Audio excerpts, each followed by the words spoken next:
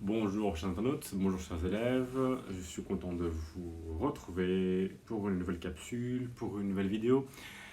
Aujourd'hui on va parler de sciences économiques et sociales, plus particulièrement de sciences sociales. On va traiter aujourd'hui la question de la socialisation. On va voir comment elle contribue à expliquer les différences de comportement chez les individus. Alors en premier lieu, pour ce cours qui traite du coup de sciences sociales dans le cadre de la classe de première, pardon, il faut savoir qu'il va falloir définir ce que c'est que la socialisation.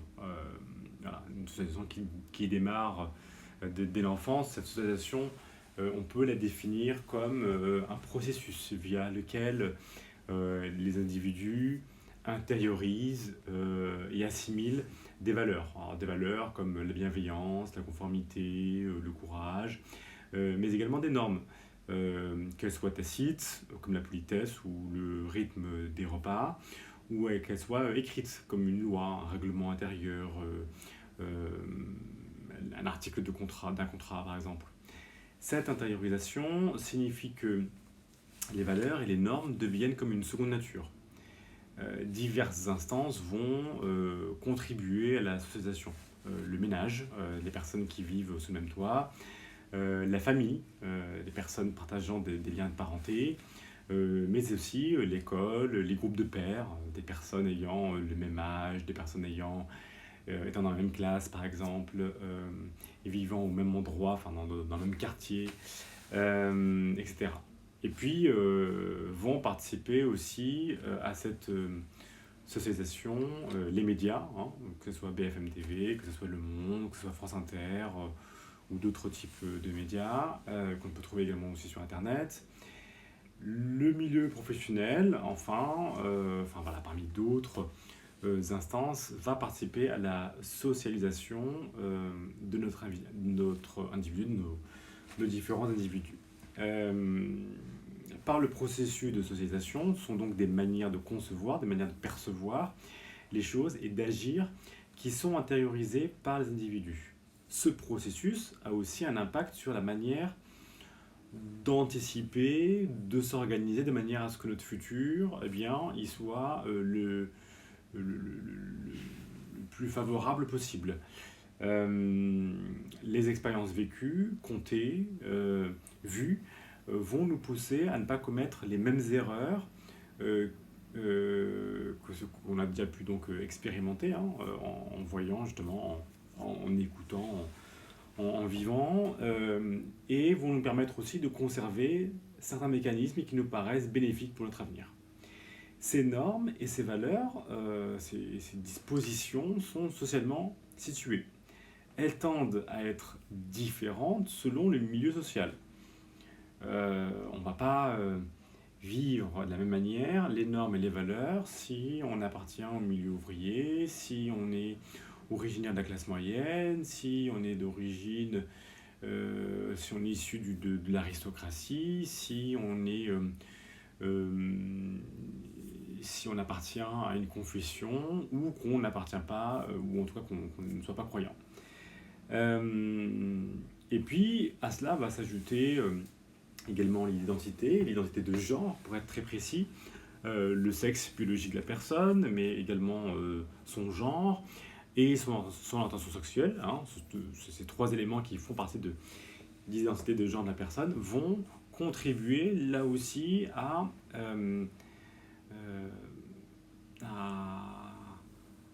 modifier les comportements de l'individu, alors qu'en soi, les normes pourraient être alors qu'en soi, les normes qui sont respectées sont les mêmes pour tous les individus.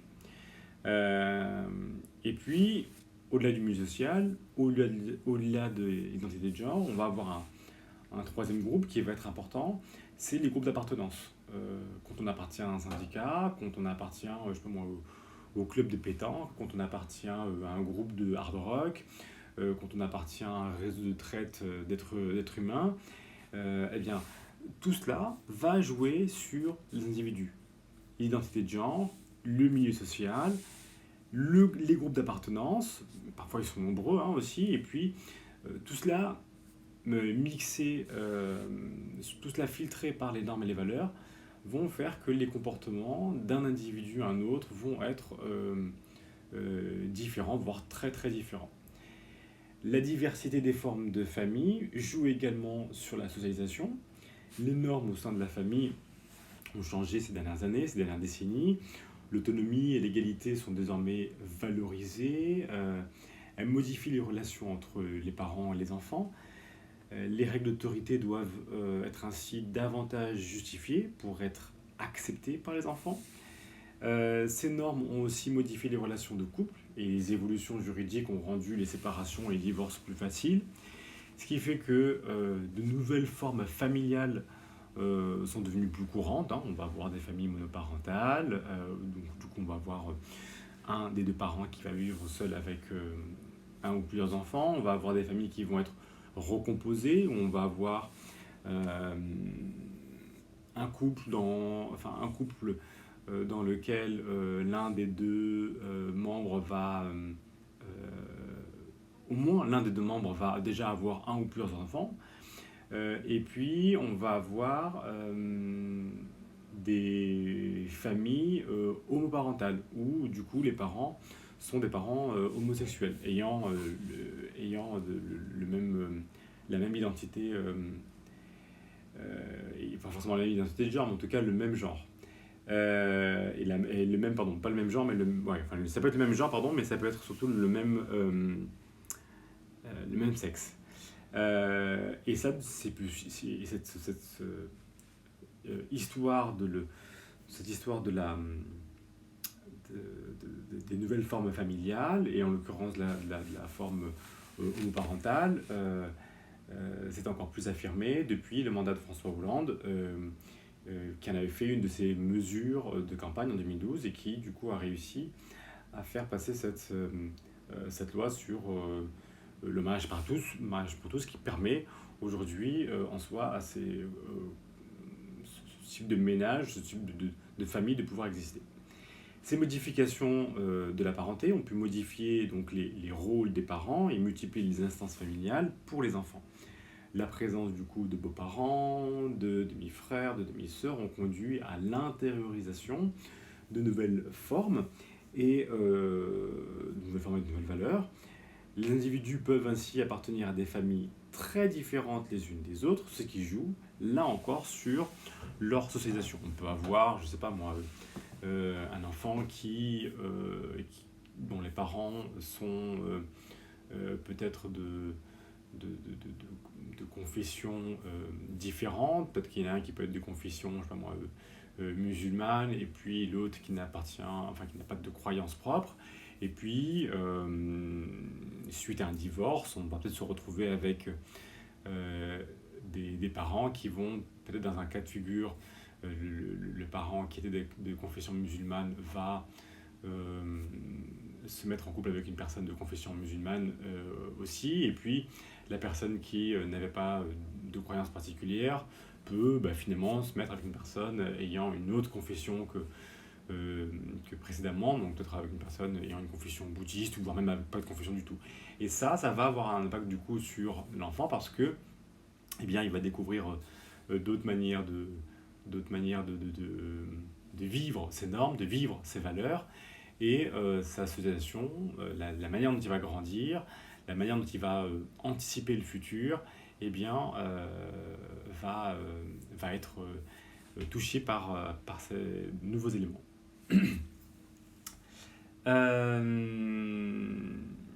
Au sein de la famille, donc ce ne sont pas seulement les parents qui socialisent les enfants. On a donc aussi, on a vu tout à l'heure, les beaux-frères, les beaux-parents, tout ça, mais on a aussi les frères et les sœurs, tout simplement, qui se socialisent entre eux. Et puis, un élément qui n'est pas à omettre, la présence plus ou moins forte des parrains, des marraines, des grands-parents, qui parfois font office de nourrice, de nounou, de babysitter, et qui donc vont eux aussi apporter leur part de socialisation, qui vont jouer aussi ce rôle d'agent de socialisation auprès des enfants. et qui vont l'affecter sur la manière dont il va concevoir les normes et les valeurs. Comment cette socialisation, enfin comment la socialisation secondaire se déroule? On a vu la socialisation primaire, hein, cette socialisation qui va davantage concerner ce qui va se passer pendant l'enfance de l'enfant. À présent, on va se tourner beaucoup plus vers la socialisation secondaire, qui elle se déroule, qui va intervenir beaucoup plus tardivement et se prolonger du coup tout au long de la vie adulte.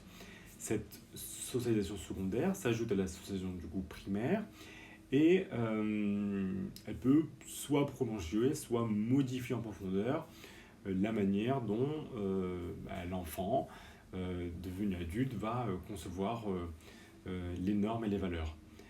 Et du coup, on peut parler dans un cas, dans un cas où il y a une modification importante, de choc biographique. Alors, plutôt que d'une socialisation secondaire, il serait peut-être plus juste de parler de socialisation secondaire, mais au pluriel. Cette socialisation se déroule à différents moments. Ça peut être l'entrée dans une profession, ça peut être la mise en couple, ça peut être la naissance des enfants, la retraite, la migration, qu'elle soit désirée ou forcée. Dans le cas de la socialisation conjugale, on va avoir une mise en couple qui va conduire à une intériorisation de nouvelles normes, de nouvelles valeurs, adaptées au rôle de conjoint et à la mise en commun de certaines normes et valeurs. Quand le couple a un enfant, on peut parler de socialisation au rôle de parent. À côté de cela, dans la socialisation, parmi les socialisations secondaires, on va voir aussi la socialisation professionnelle. Là, on a une étape qui est importante. Elle peut se répéter à plusieurs reprises, car on peut se retrouver au chômage, en arrêt maladie, en congé maternité, en année sabbatique. On peut prendre une année sabbatique, on peut réaliser une reconversion professionnelle. Et là, elle conduit, elle, à une intériorisation des normes et des valeurs propres à son groupe professionnel. Enfin, le départ à la retraite conduit également à une socialisation secondaire. Pour finir avec toutes ces socialisations secondaires, on l'a dit tout à l'heure, il y a également la migration, le fait justement de vivre dans un milieu différent peut mener à une modification des normes et des valeurs, tout comme par exemple l'engagement ou le changement de religion ou son abandon, qui est le plus souvent considéré du coup comme un choc biographique, c'est-à-dire un moment qui marque une étape dans une vie. Mais là, on parle là du coup du changement et du coup du fait d'abandonner ou d'avoir une modification de la religion. Hein. Tout à l'heure, on l'a pas précisé, le choc biographique, ça peut aussi être un décès, ça peut être aussi un déménagement qui peut être forcé, qu'on ne choisit pas, parce que peut-être qu'il y a dans son pays un conflit armé, peut-être qu'il peut y avoir une pandémie, peut-être qu'il peut y avoir une crise économique importante qui peut à un moment donné nous pousser à déménager. Une rencontre amoureuse, une naissance peuvent aussi faire partie de ce qu'on appelle des chocs biographiques. Enfin, comment la pluralité des instances socialisatrices, donc le fait d'avoir ce nombre important d'instances socialisatrices, donc on rappelle, ces instances socialisatrices sont tous ces agents, tous ces éléments qui vont venir influer notre perception, notre manière de concevoir les normes et les valeurs. En tout cas, comment vivre ces normes et ces valeurs. Comment cette pluralité d'instances socialisatrices peut-elle être à l'origine du coup de trajectoires individuelles improbables. La socialisation est un processus qui est complexe. On l'a dit, il y a plusieurs éléments qui rentrent en jeu, des normes, des valeurs, différentes formes de socialisation. On l'a vu, il y a la socialisation primaire, il y a les socialisations secondaires, parce qu'on va voir celle qui va se faire par le biais de la migration, par celle qui va se faire par le biais professionnel, c'est qui va se faire par le biais conjugal. Et puis, il y a le milieu social. On va appartenir à un moment donné à un groupe bien particulier, euh, des bourgeois bohèmes, les bobos. On va appartenir à un groupe en lien avec une confession particulière, en lien avec, je sais pas moi, avec le milieu social, avec le milieu ouvrier. Et tout cela, eh bien, dès l'enfance, l'individu va intérioriser ces dispositions, hein, normes et valeurs, qui vont être parfois contradictoires, et cela peut introduire du coup des trajectoires paradoxales ou inattendues. Des femmes, par exemple, peuvent choisir des pratiques sportives vues comme masculines, ou encore des métiers majoritairement occupés par des hommes. De la même façon, des hommes peuvent exercer des métiers ou des sports très largement féminisés. Alors par féminisé, attention, hein, j'entends bien non pas le fait que c'est un métier qui est fait pour les femmes, mais un métier où on retrouve majoritairement des femmes. Ça peut être le cas de la santé, ça peut être le cas de l'éducation, ça peut être le cas des services à la personne ou du travail social. Dans le cas des familles qui ont immigré en France, on peut aussi voir qu'il y a des difficultés pour l'individu parfois à réaliser certains choix. Parce qu'il y a ce conflit lié à la culture dans laquelle, la culture, on va dire, d'origine, dans laquelle on a pu grandir, même si c'est dans le cadre, même si on a pu grandir en France, quand on va vivre notre culture à la maison, ou dans le cadre de notre famille, ou dans le cadre du quartier dans lequel on a grandi, dans lequel on a été bercé, mais que à côté de cela, dans le milieu professionnel, et puis au départ à l'école, on va avoir des normes et des valeurs qui vont venir s'opposer, se contredire, eh bien l'individu va être amené à faire des choix qui vont soit le mettre en opposition par rapport à sa famille, à ses parents, à ses frères et sœurs, aux personnes qui vivent en bas de chez lui, qui appartiennent à la même confession que la sienne, ou en contradiction, en opposition avec l'enseignant, avec le recruteur, la future patronne, le futur patron, parfois le service public. Alors, évidemment, ce ne va pas forcément être à chaque fois quelque chose qui va être très fort et quelque chose qui va être forcément très mal vécu, mais c'est là, ça existe, et même si ce n'est pas très fort, il y a quand même un paradoxe, et l'individu va faire son choix, et même si les parents l'acceptent, même si à un moment donné le pays d'accueil va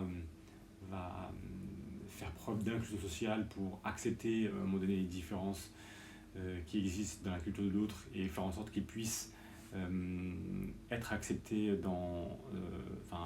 avec sa culture, il peut y avoir des paradoxes, des contradictions qui peuvent être gênantes. Ces trajectoires paradoxales peuvent aussi s'observer selon le milieu social. On peut parler par exemple de réussite ou d'échecs paradoxaux pour montrer respectivement les réussites des enfants des catégories populaires ou les échecs des enfants des catégories les plus diplômées. Il y a des fois où on se dit tiens, c'est pas possible que. On sait que c'est pas possible, tant mieux pour la personne qui est d'origine populaire qu'elle réussisse aussi bien. Et c'est incroyable qu'une personne qui soit issue d'une famille où tout le monde est diplômé, eh bien, soit dans une position d'échec. Voilà. On n'arrive pas forcément à comprendre, alors que l'une est aisée, l'autre qui est défavorisée, eh bien, on arrive à cela. Et puis à cela s'ajoute tout ce qui est les phénomènes de radicalisation, là aussi, qui vont encore plus nous pousser à chercher à comprendre quelles sont les trajectoires, quels sont à un moment donné les choix, les décisions, les parcours qui ont à un moment donné poussé des personnes à modifier leur comportement, à avoir un repli sur soi, à commettre certaines violences, voire même à un moment donné, être passé, on va dire, à l'acte et avoir pu commettre des actes de terrorisme, ou en tout cas des actes des manifestations très radicales qui vont euh, aller jusqu'à du coup la mort de certaines personnes. Alors évidemment, en France, la radicalisation est souvent perçue en lien avec le terrorisme lié avec l'islam, hein, mais il faut bien comprendre que la radicalisation, il faut l'avoir avec un sens beaucoup plus large. Si on va dans d'autres pays, hein, je pense aux États-Unis, je pense à la Colombie, je pense même à la France, hein, à d'autres moments de son histoire, on peut retrouver des formes de radicalisation chez